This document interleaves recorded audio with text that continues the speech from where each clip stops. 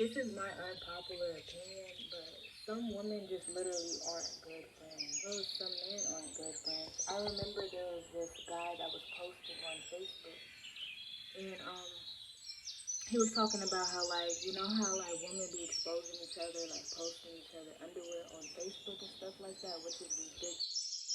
I never had this happen to me, nor have I ever done that to any of my friends. You know, that's ridiculous. What is the point of doing that? Because all it does is it exposes your true character. You think that you humiliating another person, but in the process you are just humiliating yourself. You know, it makes you look bad. It's bad business, and now people don't want to work with you because they realize your true character. But yeah, y'all, like I was saying, so basically he was saying how like how some women just literally aren't good friends to each other. And this is a man talking about it. He was saying he have noticed like how women try to humiliate each other and like they be consistently in competition with each other, and just like how women literally are mean to each other. And as women, we know this already, but for a man to know this and be calling that out, it's ridiculous, and that's how you know it is an issue and it is a problem. He talked about how women try to expose each other, as well as like posting each other's underwear on the internet to expose each other, or either they do things like take pictures of like their friends' home and stuff like that and post it online to try to expose one another. And he was just talking about, you know, women aren't good friends to each other. But this had me pondering, and this had me thinking, and it made me reminisce about certain times and some experiences that I have witnessed too. Some men aren't good friends to each other. They consistently humiliate their friends. They call their friends the B word and things of that sort. They have a lot of tough love that does go on. And then also too, like whenever like a woman does come around, some men they just start acting weird towards their friends, and they just genuinely they start tweaking. Like they be saying stuff like for example, if you be like, oh, I like your shoes, or I like your outfit, like if you compliment the man, his friend will be like, oh, you know, those are hand me downs, or oh, those are old. So that's something like that's not just a woman problem, that's a man problem too. It's jealousy and it is envy, and it happens on both sides of the spectrum. As well, let's say like you compliment their hair or something like that, they'll be like, oh, you know, I bought that haircut, or I paid for that haircut, or I did that haircut. Like, you know, that like they consistently want to have one up on their friend to receive woman validation, as well as women do this to receive man validation. There are women, when men come around, they'll be your friend, they'll be good to you, they'll be all nice to you and stuff. But as soon as a man is involved, that's when you see the true colors of another woman. Some women, they just genuinely start tweaking when a man is involved, because like they're just so male centered. And there's nothing wrong with being male centered, but it's a different thing when you are being male centered at the expense of another woman. But like what people have to realize, try to belittle and you try to humble and you try to embarrass another individual, all it does is exposes your true character, and the individual that you try to receive validation from, it makes them like the other person even more, just because it shows you to be an asshole. We should stop envying each other. You know, the envy be ridiculous. The envy be crazy. People would be envious of you for things you cannot control. You know, people would be envious of you for your beauty. People would be envious of you for the way man love you. People would be envious of you for your nurturing energy, for your feminine energy. And it's like, honey, these are things that I cannot control. Like, people that hate you, the reason why they hate you, because it is something in you that they want for themselves. And it doesn't matter if people are like in a higher position than you, or if they're in a lower position than you. People are people, and some people are just envious people, and they don't like seeing other people succeed, because they like to dominate people and they only want to be the top dog. But the real leaders understand that the best circle to create is a circle that is filled with other leaders, because when you have a circle full of winners, there won't be no room for jealousy and envy. Too, that was a toxic cycle that I was in too. Like back in the day, my friends and I would call each other the B word, until I came across this one friend, and like we would just call each other bro, and that was like the realest woman friend that I did have. Like we grew apart because I ended up getting to a relationship, and we just started going in two different directions. But yeah, so as I start like having more confidence and growing more within myself and things of that sort, and on my self-improvement journey, I realized that I didn't want to be called the B word because I don't see myself in that manner, nor do I see other women in that manner. But there are some women that I literally see in that manner because they don't operate like queens, they operate like the B word. I would have people that would come to me and converse with me, other black women and stuff like that. And they would like call me the B word. And I would explain to them, like, let's not call each other that because I don't see you as that, nor do I see myself as that. You're a queen in my eyes. You're not a B word. And some of them would get uncomfortable with that. So, like, yeah, even like in my friendships and stuff like that, I don't like being called the B word. That's not how I bond with other women. But yeah, a lot of women aren't good friends. I had a lot of times where, like, I'll be in a relationship, I'll be dating somebody, and the woman will always get mad at me and stuff like that. And they would try to make it seem like I wasn't a good friend for always wanting to be up underneath my man and stuff like that. And I just feel like a lot of women just in general aren't good friends. Women are consistently mean to each other. There's a small percentage of women that do um, appreciate and honor sisterhood and girl code and things of that sort because women do need each other. But it's hard because majority of society, there are wicked women. There are women that will sleep with your partner if your partner allows them to. There are women that will try to get close to you just to sleep with your partner. As well, there are men who do that too. Men have experiences. Just like when men go to jail, they're same partners that would smile in their face and stuff like that. It's the same partners that when they go to jail, they be hopping on their woman quick and fast and trying to get in between their legs. So I just feel like we have to restore loyalty.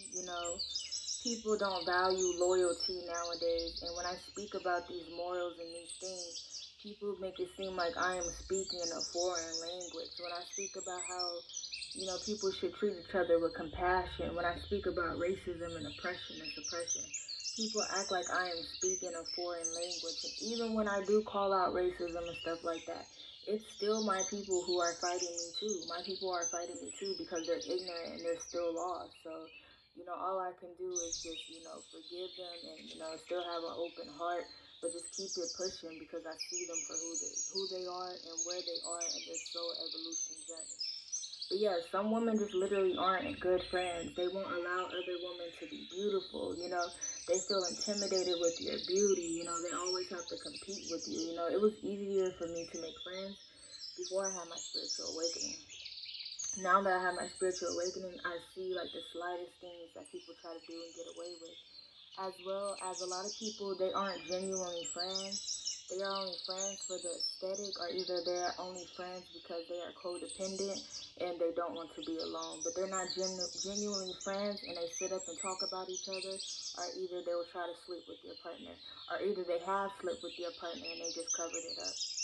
As well as I would like to say, when it comes to being a true child of God in this world, the main thing that the enemy does attack is your finances. And the reason why the enemy does attack our finances, because I am someone that have experiences, even like the subtle attacks is like, where people will like just like they don't want to help me at all because they have a problem with me. They have a problem with who I am, but they don't really have a problem with me. They essentially really have a problem with God, and they really have a problem with truth because when truth comes around, it disrupts their lives, their false power, their false ego, their false confidence, their false love, their false foundation. So that's the reason why they go hard to try to attack us and try to belittle us and try to humiliate us.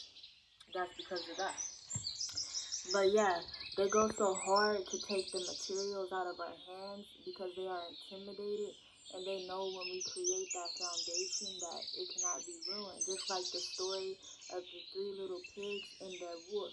You know how like the wolf was going around huffing and puffing the houses down and stuff like that.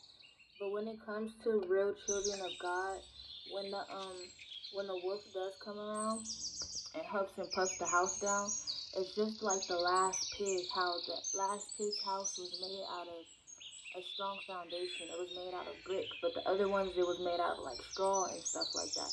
That is a good example. So people with false foundations, their foundations is created out of lies and things of that sort. It is a faulty foundation, and then this is the example of the first two pigs. The last pig is the example of real children of God. When your foundation is rooted in God and rooted in the Holy Spirit, you will always be taken care of, regardless if the enemy wants to try to take it out of your hands or not, because they do, because that's how envious they are, and it's ridiculous. But yeah, these people attack our foundation as well as they attack our resources the most. This is why I put up that video of prayers that can help change your life. So pray those prayers for like 90 days straight. I swear to God, your life's gonna change. I am praying those prayers too, because they got me messed up if they think that they're gonna be coming from my finances, my foundation, my love life, my future, my destiny, my creativity. They got me effed up. So yeah, it's important to use the power of your word, and it's important to protect your mind, because the enemy will try to get to your mind. That's what it is. Psychological game. But yeah, they attack your finances the hardest. You know, if you don't have finances, you could go to a plasma center, which I really don't like doing that. But whenever I do need money, I do go to the plasma center. Or either you could sell your stuff. You know, they have apps where you could sell your stuff. You could go to a staffing agency. You could do Instacart. You could do DoorDash. You could download InstaWork, as well as they have other apps that will allow you to find gig work in your location. So reclaim your financial power and fight through it, and understand that the reason why the enemy is fighting you so hard, as well as trying to take your finances out of your hand, is because the enemy is just like when the enemy tempted Yeshua back in the day. The enemy tempted Yeshua and was like, oh, I could give you this, I could give you the whole world, I could make you the king of this part of the world, which is nothing. It's nothing, literally. I would never work on behalf of the enemy, because all the enemy likes to do is harm people. I will always work for God. And the enemy always attacks children of God the hardest, because the enemy wants you to sell out. So that's why the enemy attacks us so hard and sends continuous attacks to lower our vibration, so that we could sell out and give to the enemy. So that's exactly why the enemy does that, so that you can sell out, so that you could give up on your faith, so that you could give up on God. You could say, I'm tired of this. I'm tired of fighting. I'm just going to give in. That's why the enemy does it so hard. As well as when it comes to your love life, the enemy will consistently attack your love life, and it is hard. That's why it's good for relationships to collaborate. Your partner should be on board with you, as well as you should be on board with your partner. Your partner should be understanding of you when you are telling your partner this is what you need to do to protect yourself from spiritual warfare, as well as protect our union. Your partner should be on board, and your partner should be understanding of that. Your partner should be collaborating with you. Your partner should be understanding of you. When it comes to man, you have to learn how to listen to the woman.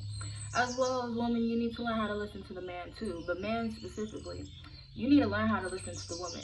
Back in the day when the man went to war, the men were going to the oracles. The Salem witch trials is a documentary, well, it's a historical mark of the genocide of high priestesses and oracles. They waged war on the high priestesses and the oracles, essentially the light workers, starseeds, and the children of God. That's what the Salem witch trials was about. And back in the day, before all of that happened, the oracles, the ones that they deemed as witches, they had a sisterhood circle. And that sisterhood circle would help the man strategize when it came to war. So that's how the men were able to win the wars, because they listened to the woman.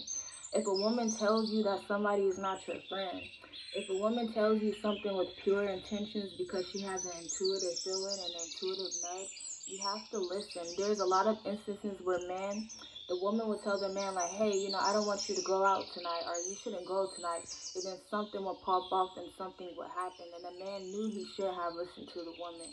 So this is me coming to tell you, man, you have to start listening to your woman. Especially when a woman is telling you about another woman and you guys don't listen to that. You have to listen to a woman, because women know women the best. Women know when a woman wants their man. Woman knows the little silly games that woman tries to play. So you have to listen to your woman as well as women. You have to listen to your man because the man do know the man. So use your power of your tongue because in the tongue we have the power to speak life or death. So use the power of your tongue to speak life into your life and use the power of prayer to receive your breakthrough. As well as continue to purify your energy by using sage, Palo Santo, incense. You could do egg cleanses, Florida water. Just keep your sanctuary really clean. You know, keep your life clean. Keep your life from energy vampires and etc. etc. Evaluate your circle always. And I'm the type of individual, I don't invest my energy into things that I don't have a future with. And that's the thing, you know.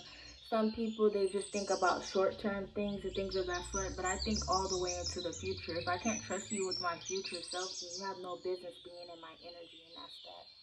So yeah, if you would like to see an example of this, you know, a visual representation of this, watch the movie The School of Good versus Evil. Also, you can watch Sailor Moon. You can watch the TV show Charmed. You can watch DC Legends of Tomorrow. You can watch Shadowhunters. Um, there's this other TV show on Netflix, but it's like called Ragnarok or something like that. Ragnarok, something like that. You just search on Google, search Ragnarok, and then search up Greek mythology. And yeah, so it's crazy too because as the truth come out, they try to attack the truth and they try to make the truth seem like it's a lie. But the whole time, they were the ones telling us the lie all this time. And this is why it's important to unlearn and relearn and reprogram your subconscious mind. As well as important to not operate in a spirit of fear. Because if you are operating in a spirit of fear, that just means that you really don't trust the Lord. So just continue to hold on to your faith, continue to purify your energy, and continue to plant positivity into your soul and into your spirit. And in due time, you will reap your harvest.